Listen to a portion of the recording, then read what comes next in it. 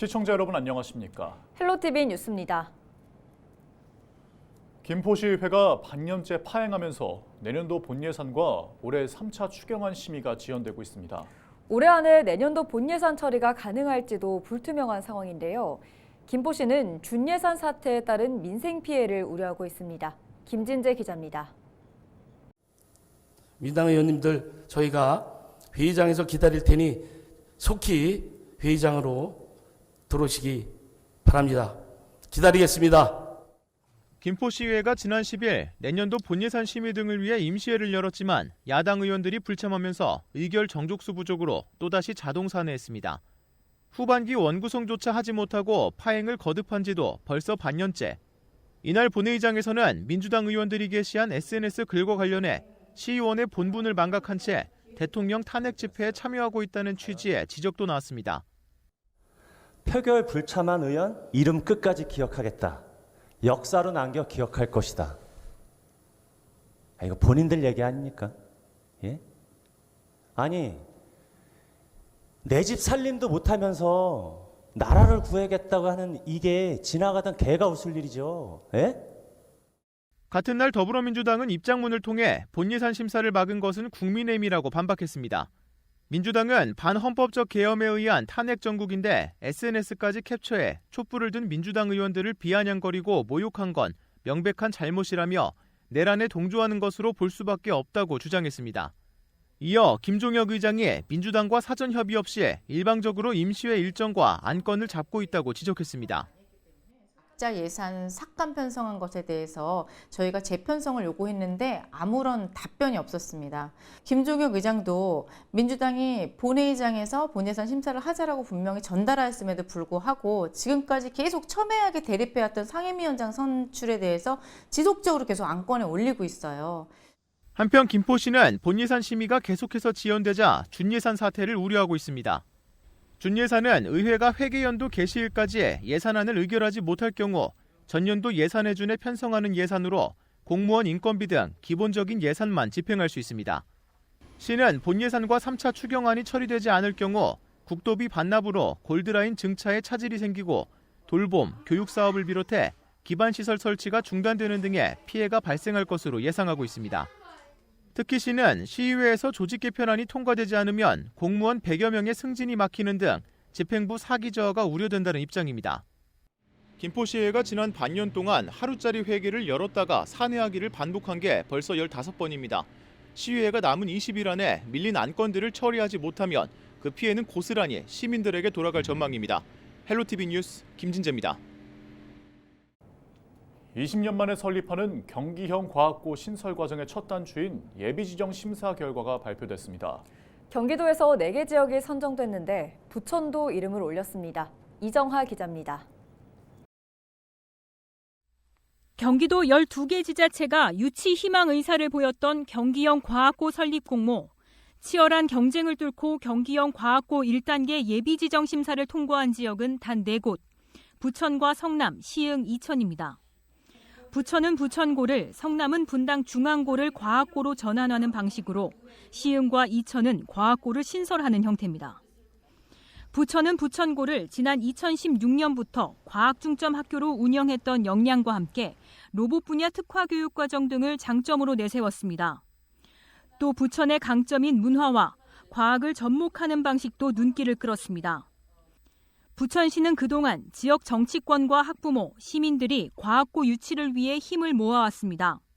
조용익 부천시장은 면접 과정까지 직접 나서며 의지를 밝혀왔습니다. 경기과학고 1차 예비 지정이 발표가 돼서 저희 부천시가 포함됐습니다.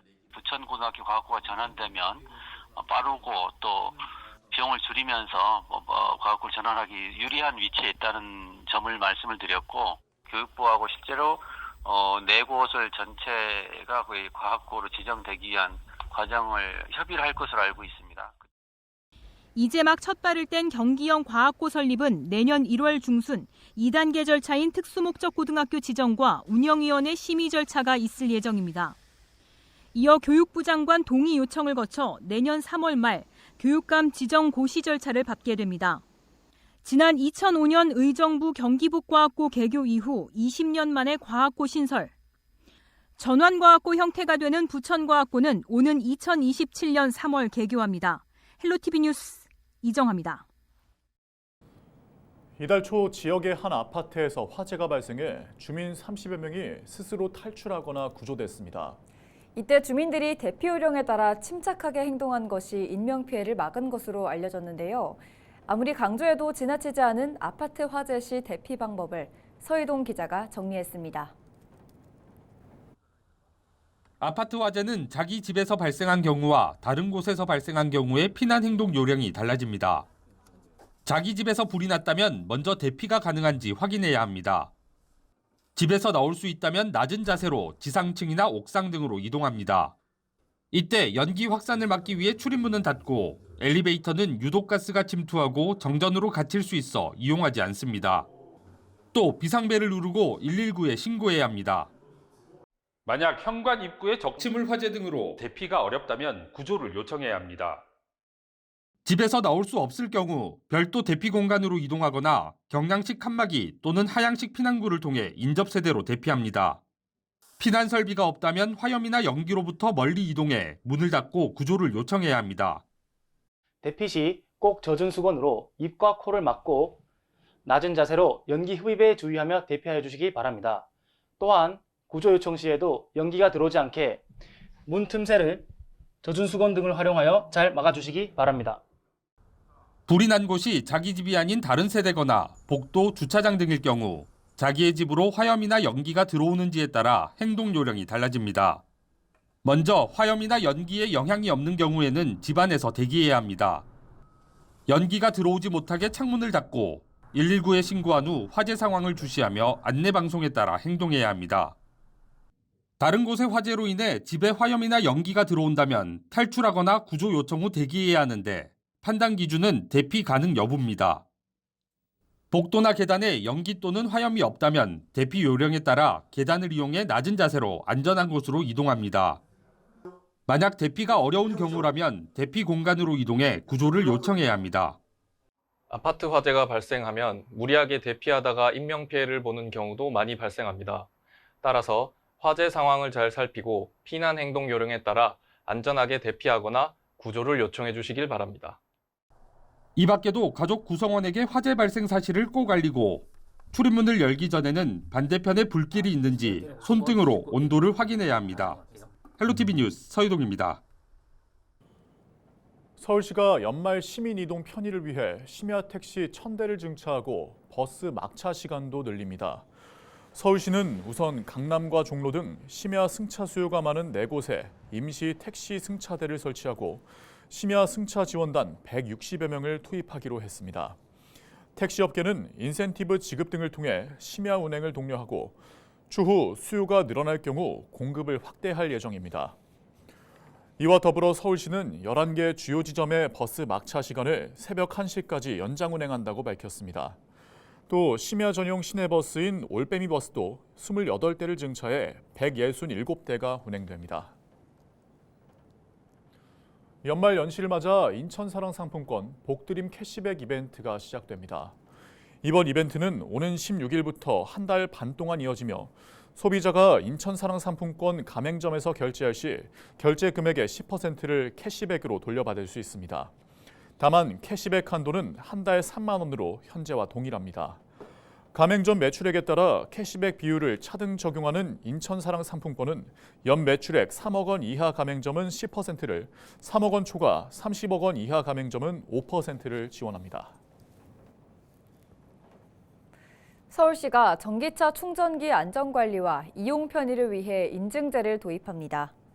인증제는 충전 성능과 통신 적절성, 유지관리 체계 등 세대 분야, 3대 분야 9개 세부 항목을 종합적으로 검증해 결정됩니다. 인증은 정기점검 등을 통해 꾸준히 관리되며 유효기간은 2년입니다. 서울시는 지난 9월부터 급속 충전기 중 697기를 단계적으로 평가해 81기를 인증 완료했습니다. 인증된 충전기는 카카오 내비와 티맵 등 주요 내비게이션 앱을 통해 확인할 수 있습니다. 경기도가 동절기 대형 철도 건설 공사 안전사고 예방을 위해 도봉산에서 옥정 광역철도 공사 현장을 찾아 점검했습니다. 오후석 경기도 행정 2부 지사는 양주 309 현장을 방문해 지하에 설치하고 있는 구조물과 터널 굴착 과정을 둘러봤는데요. 강설, 강풍 등으로 인한 시설물 안전 상태와 공사장 주변 결빙 구간 관리 상태 등을 중점적으로 점검했습니다. 도봉산에서 옥정 광역철도 사업은 서울 도봉산역에서 의정부를 지나 양주 고읍까지 약 15km를 잇는 사업으로 현재 공정률은 42.6%입니다.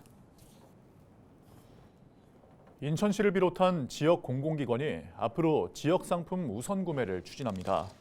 인천시와 인천시의회는 인천시청 대회의실에서 지역 공공기관과 경제단체 등 주요 기관 45곳과 지역 상품 우선 구매 업무 협약을 맺었다고 밝혔습니다. 이날 협약식은 인천에서 생산된 상품을 인천 각 기관에서 적극 구매해 지역 경제 활성화와 상생하는 자리로 마련됐습니다. 협약식에 참석한 기관들은 공공기관을 중심으로 각종 물품 거래에 지역 상품이 우선 구매될 전망입니다. 이번 협약으로 지역 경제 활성화는 물론 지역 기업의 경쟁력 강화에도 큰 도움이 될 것으로 시는 내다보고 있습니다. 경기도는 지난 9일 보건복지부 주관 2024년 지역복지사업 평가에서 지역사회보장계획평가 부문에서 최우수, 사회서비스원 운영지원 부문에서 우수 광역단체로 각각 선정돼 보건복지부 장관 표창을 받았다고 밝혔습니다. 이로써 경기도는 2020년부터 5년 연속 우수기관에 선정되는 영예를 안았습니다. 도는 해당 평가에서 경기도형 긴급복지대상 확대와 긴급복지 한라인 운영, 360도 돌봄, 노인 상담 사업 운영 등에서 높은 점수를 받았습니다.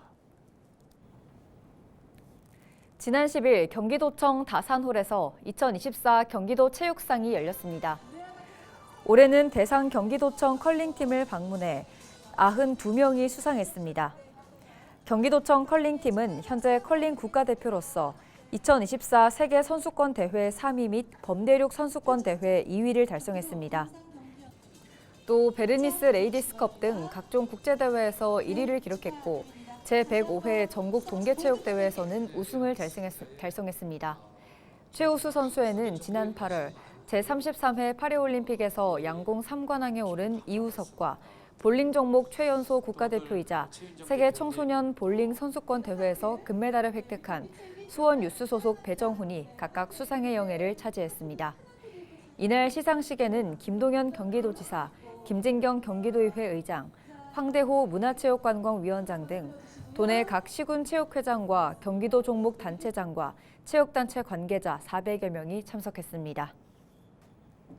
김동연 경기도지사가 경제를 살리기 위한 방안의 하나로 반도체 산업 육성 3대 비전을 제시했습니다.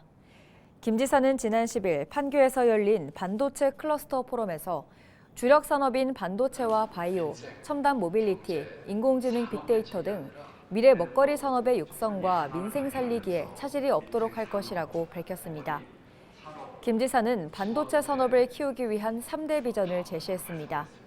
먼저 반도체 메가클러스터 조성에 총력을 기울이겠다며 도내에 2047년까지 482조 원을 투자하는 세계 최대 반도체 메가클러스터도 조성 중이라고 말했습니다. 또 김 지사는 경기도는 독자적인 반도체 밸류체인 구축과 혁신적인 반도체 생태계 조성으로 올해 산업 현장 수요에 맞는 2,000명의 창의적 인재 양성을 주도하고 있다고 강조했습니다. 인천시가 오는 16일부터 20일까지 시청 1층 중앙홀에서 미래 세대의 순수한 시각으로 표현된 캠프마켓의 과거, 현재, 미래를 주제로 캠프마켓 그림 전시회를 엽니다. 전시회에서는 캠프마켓의 일상과 자연을 담은 그림 그리기 대회 수상작 40점과 올해 시민들이 참여한 캠프마켓 온라인 100일장 수상작 3점이 공개됩니다. 인천시는 이번 행사가 단순히 작품 감상을 넘어 시민들이 캠프마켓의 역사적 의미와 미래 공간으로서의 가능성을 함께 공감하는 자리가 될 예정이라고 밝혔습니다. 이상으로 뉴스를 마칩니다. 함께해 주신 여러분 고맙습니다.